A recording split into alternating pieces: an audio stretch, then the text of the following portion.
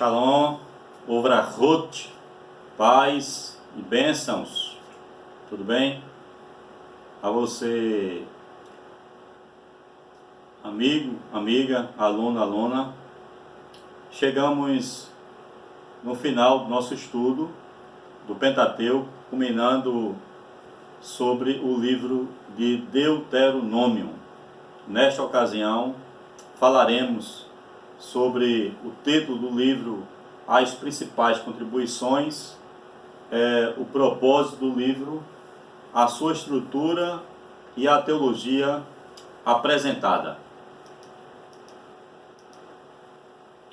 O título do livro que nós encontramos nas traduções das Bíblias em português vem justamente da versão grega do Antigo Testamento, da Septuaginta.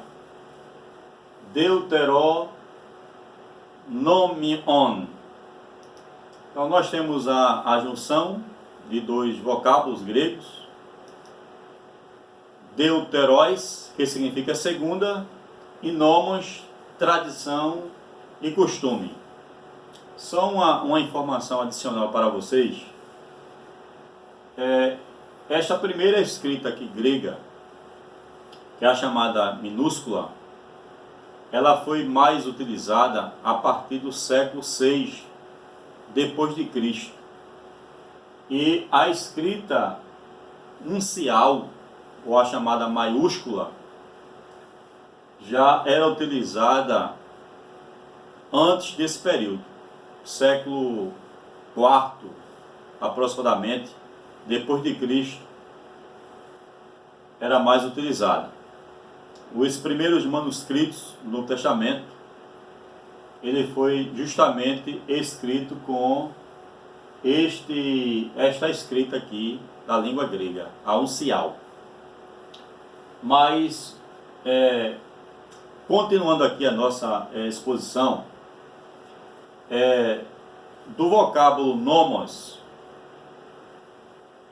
o tradutor da chamada Vulgata, Jerônimo, ele traduziu para o latim lexi, onde nós temos o sentido de lei que nós encontramos hoje na língua portuguesa. Os tradutores da Septuaginta, eles se apropriaram da expressão Mishneh HaTorah, que significa uma cópia. O termo aqui Mishneh significa cópia ou repetição, e aí traduziram do original hebraico Mishneh HaTorah por Deuteronomos, que veio para a nossa língua portuguesa Deuteronomium. Uma outra informação é que o termo Torá, traduzido por lei, ele ficou de certa forma bastante limitado. O termo Torá originalmente vem da raiz da palavra Iará, que significa lançar, jogar e apontar para. Daí nós temos a ideia daquilo que aponta para, com o sentido de ensino ou de instrução. Vamos encontrar o sentido de palavras de sabedoria, conselho, a palavra que vinha através de um profeta, de um homem sábio. Então o sentido era muito mais intenso do que o próprio termo lei, que vai denotar a ideia de mandamento ou de regulamentos. Originalmente, os hebreus, seguindo justamente uma prática antiga dentro do Oriente Próximo, de justamente se apropriar das palavras iniciais de uma obra e relacioná-las ao título da obra. Então, as palavras iniciais do livro de Deuteronômio é justamente Ele Hadevarim, que em português significa estas são as palavras. Originalmente, o título hebraico é Devarim. Devarim. Pois bem, no tocante às contribuições singulares do livro, ele enfatiza o amor.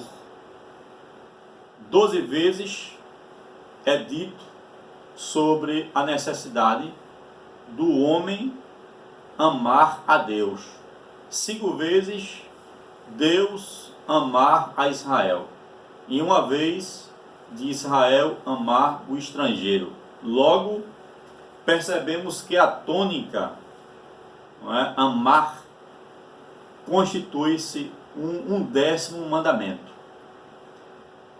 Outra contribuição realça o benefício pessoal de guardar os mandamentos.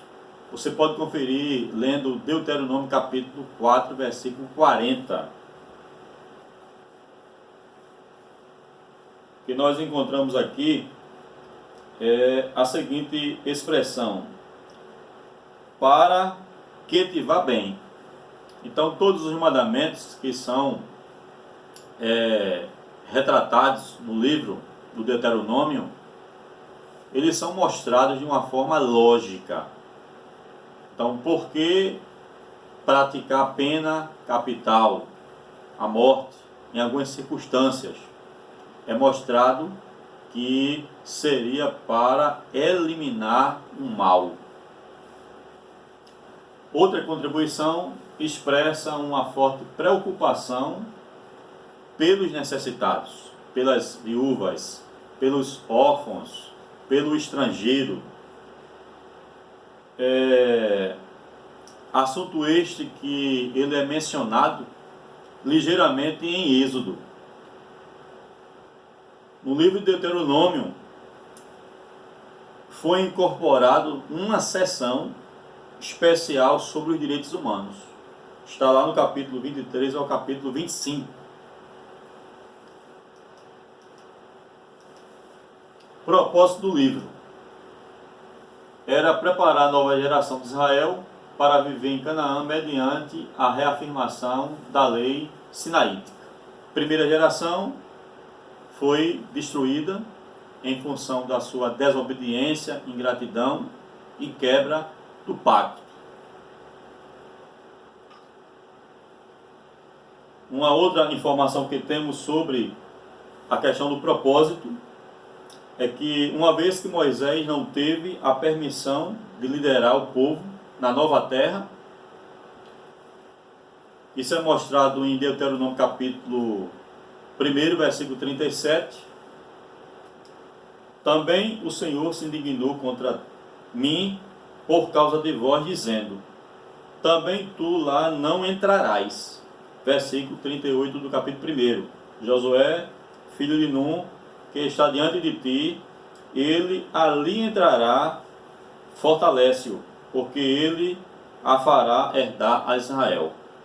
Então, Israel, Moisés, melhor dizendo, ele reiterou a lei a fim de dirigi-los numa nova renovação da lei sobre a aliança de Josué.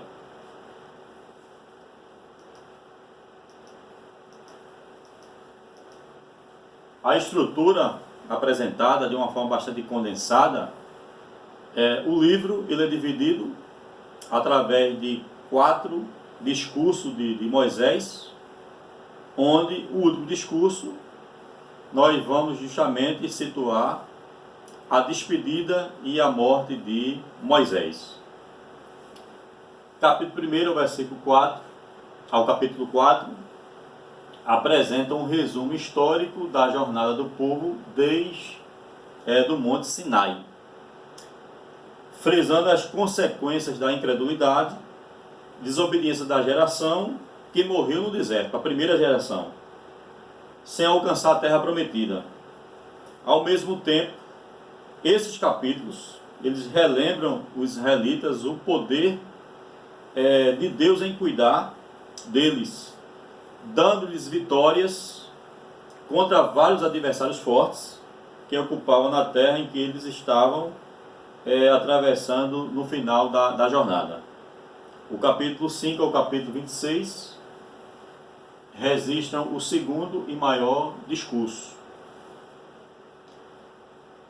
que abarca a repetição dos chamados 10 mandamentos, lá no capítulo 5.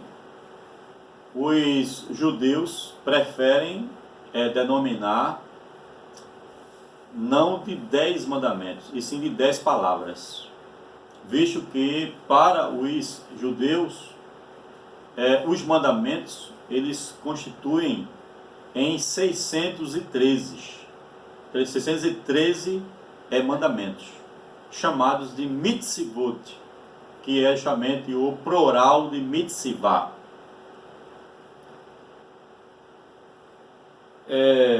Então nós temos a repetição dos 10 mandamentos e de diversas outras leis já reveladas nos livros de Êxodo e Levítico, sendo um livro focado na comunhão do povo com Deus na nova terra.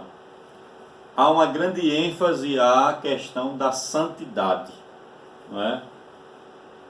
Que vai justamente servir de base para permanecer na presença do Senhor.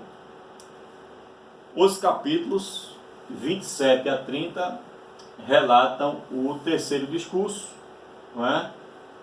De Moisés, onde no capítulo 27, iniciando justamente no primeiro versículo até o versículo 14, nós temos as bênçãos Berachá sendo pronunciadas lá no Monte Gerizim para aqueles que forem obedientes, e as maldições, Monte Ebal, do versículo 15 até o versículo 68, a quantidade de maldições são bem maiores para os desobedientes no Monte Ebal.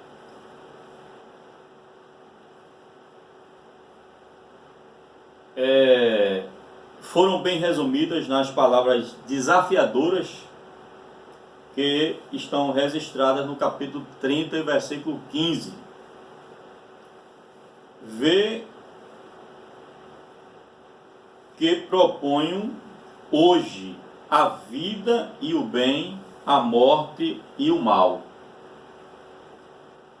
No fim, não é, do seu último discurso, a despedida, novamente Moisés ele reiterou a cerimônia que devia ser celebrada no Monte Gerizim e Ebal, com as conhecidas palavras. Deuteronômio capítulo 30, versículo 19. Os céus e a terra tomo hoje por testemunhas contra ti, que te propus a vida e a morte, a bênção e a maldição. Capítulo 31 ao 34 são os capítulos de transição de uma geração para outra, onde Moisés se despede, Josué ele é nomeado como líder, acontecem as últimas orientações, e semanas antes da entrada na terra prometida, Moisés ele morre. Aqui nós temos o Monte Gerizim e aqui o Monte Ebal. Teologia do livro, nós temos aqui um ponto bastante polêmico. Aqui nós temos a profissão de fé de Israel. As primeiras palavras que uma criança judia ela aprende justamente o Shema Israel Adonai Eloheinu Adonai Echad. E de acordo com alguns especialistas, as últimas palavras antes de um judeu morrer, ele deverá pronunciar Hashem Eloheinu Hashem Echad, ou seja, o Eterno é o nosso Deus, o Eterno ele é um só. São as últimas palavras.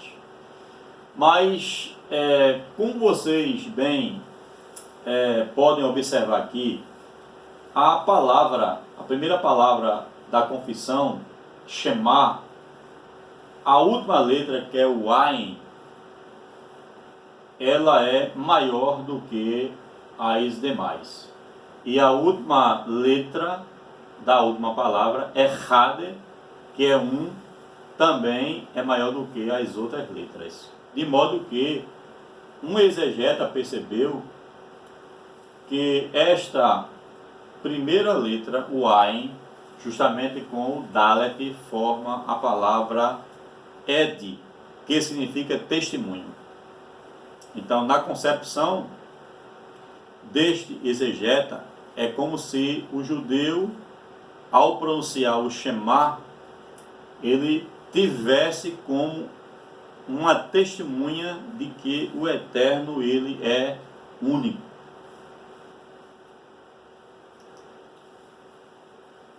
A tradução que nós encontramos na chamada Torá comentada da Sefer, foi traduzida essa passagem da seguinte forma: escuta, ó Israel, o Eterno é nosso Deus, o Eterno é um. Quando traduzimos como o Eterno é um, Adonai Echad, levantamos a seguinte discussão: a doutrina da Trindade, será que estava sendo refutada por Moisés? É evidente que Moisés nem estava refutando, nem tampouco endossando, visto que nesse período não havia ainda a revelação desta doutrina, a compreensão desta ideia, que será de fato bastante estruturada no Novo Testamento. Mas, como os antigos rabinos traduziram esta passagem? Então, lá no Talmud Bavilim, o chamado Pesachim 53a, é dito que nossos antigos rabinos ensinaram pela autoridade tanaíta como eles não fizeram as antigas prescrições previstas no Shema. Eles dizem: ouça, ó Israel, Adonai é nosso Deus, somente Adonai. Percebam que somente Adonai é diferente de que Adonai é um. Adonai é um pode subentender o sentido de numeral. E Adonai somente, ou somente Adonai, pode subentender a ideia de singularidade absoluta. Vamos tentar aqui aprofundar essa questão. Mas eles não fizeram pausa antes da próxima sentença. As palavras do Rabino Meir, Talmud Babilônia. A nova tradução judaica diz o seguinte: ouve, ó Israel, o Eterno é o nosso Deus, somente o Eterno. Então, a ideia de singularidade. Por que a ideia de singularidade? Vamos lá.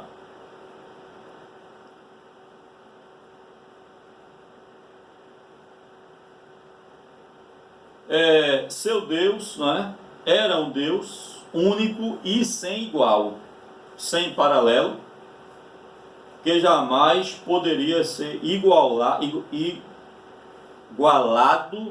comparado ou emulado.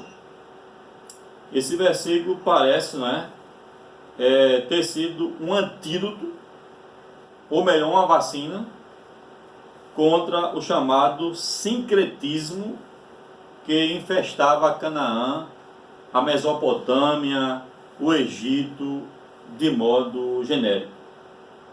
Não havia possibilidade de associação de Yahvé com Baal. Yahvé, ele era singular, e nenhuma confusão se deveria fazer entre ele e os falsos deuses das nações que circundavam Israel. Que Deus abençoe a todos. Lehi Traut. Obrigado.